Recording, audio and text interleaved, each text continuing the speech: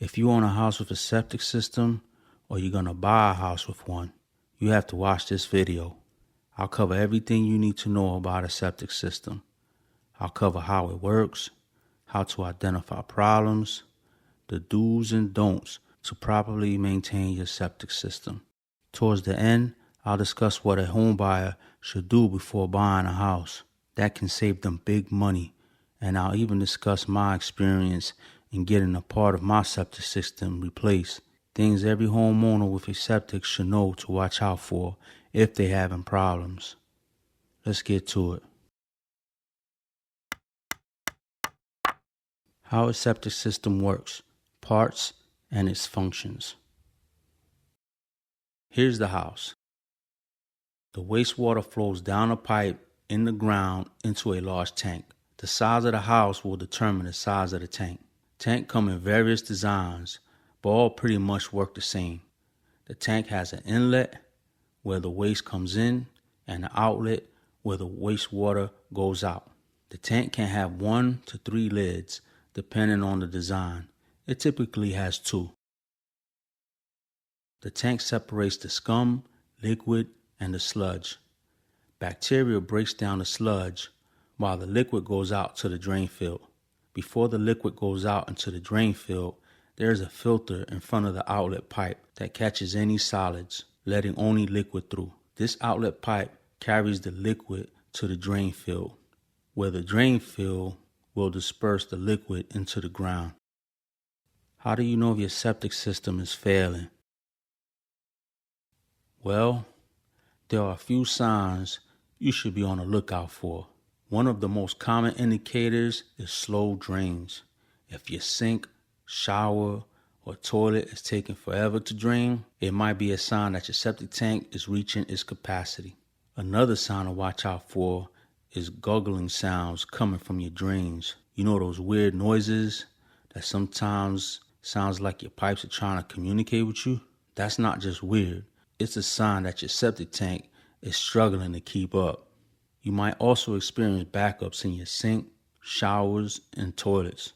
This is when raw sewage starts flowing back into your home. No bueno.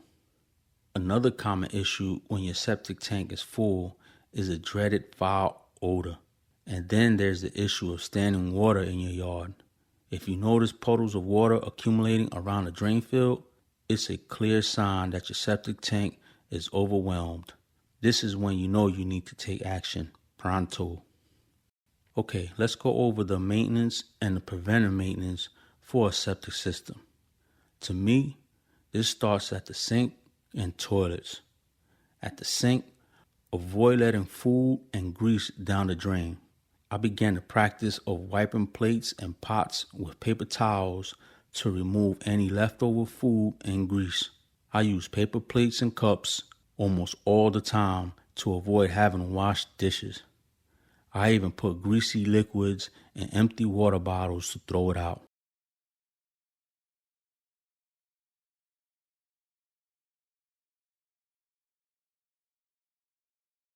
For the toilets, my family only uses septic-safe toilet paper and are not allowed to throw any tampons, paper towels, and wipes in the toilet. Nothing but the number 1, 2, and septic-safe toilet paper goes in. That's it. Wait, that's a lie. I also flush one of these septic treatment pods down the toilet once a month. These pods help break down and liquefy the waste in the septic, like proteins, paper, grease, and oils. I'll put a link in the description below.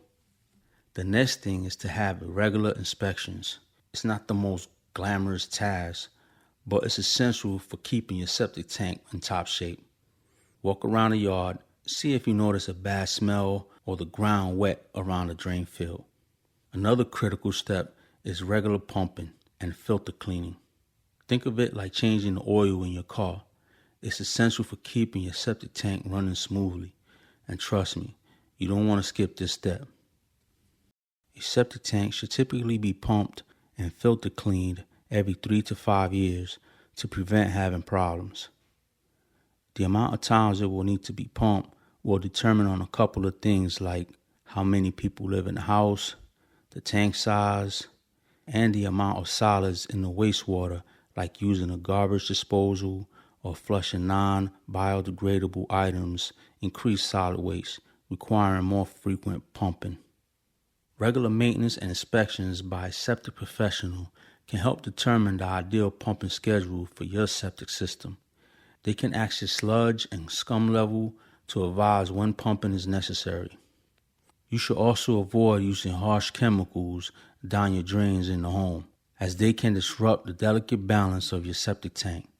And finally, make sure to fix any leaky faucets or toilets. That too can put an unnecessary strain on your septic tank. What a home buyer should do. Let me just say, don't be discouraged buying a house with a septic system. A properly maintained septic system can last for years without giving you any problems. I'm talking 25, 50 years. The key words are, though, properly maintained. And let's be honest, the majority of people ignore their septic system until they can't anymore. If you're buying a house with a septic system, get it inspected by a septic company. Don't skip this step. It can cost up to $300. The inspection is where they'll locate the tank, remove the dirt from around the lid, and remove the lid to look inside. They should identify any problem areas. Heck, I would even go further and let them know you want to stick a sewer camera in the outlet pipe going to the drain field. This sometimes can identify conditions of the drain field. Now, the camera won't be able to see inside each of the drain field pipes. You might not be able to see any, but you will be able to see from the outlet pipe to where the pipe tees off at. Something is better than nothing. If they do find a problem, have them give you a quote for the fix and knock that off the sale price. Then see if you can include that fixed price in the loan and get it fixed as soon as possible after closing. Don't spend that money on anything else. Get it fixed. Learn from my experience. When I first bought my house, we got it inspected. They found one easy fix problem, but we didn't ask for the camera into the outlet pipe going into the drain field. This is what got us years later down the line. Here's an example of what I mean. My house was built in the 80s, and my drain field has completely failed. I kept getting sewer backups. I found myself getting the tank drained every year. It failed because of several reasons. One, in the 80s, the required size drain field for a 3-bedroom house was not big. So, the drain field was too small for that size of house, 1,800 square feet. The standard rule of thumb is that you need around 100 to 150 linear feet of drain field trench per bedroom in good soil condition. 2, the drain field pipes used back then were small compared to what's used today. 3, there were too much trees around and on top of the drain field. Later, I saw the drain field pipe was filled with roots. And 4, things happened in the family, and at one time, there was 9 people living in my house. This puts a big strain on the septic system. Way too much water was being used.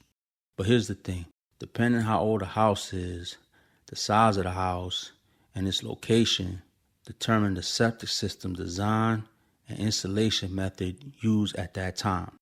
Today, state code regulations have changed. So if you get a septic system problem now, the problem could be much bigger than you think, and it costs a lot more to fix. So my problem was the drain field.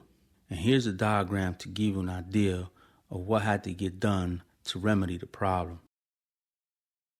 Here are the property lines. The tank is located here. The drain field was here. Here are the trees located on the property. I have a concrete patio back here. So, in order to install the new drain field up to code, this is how they had to do it. They ran a new 4-inch sewer pipe from the tank around the house to another tank. This new tank has a pump in it. When it fills up, the pump pumps the water through a 1.5-inch pipe to a new drain field located way on the other side of the house. Here's a side note.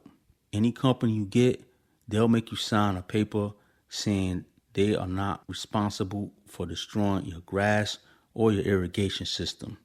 And trust me, they will destroy your yard.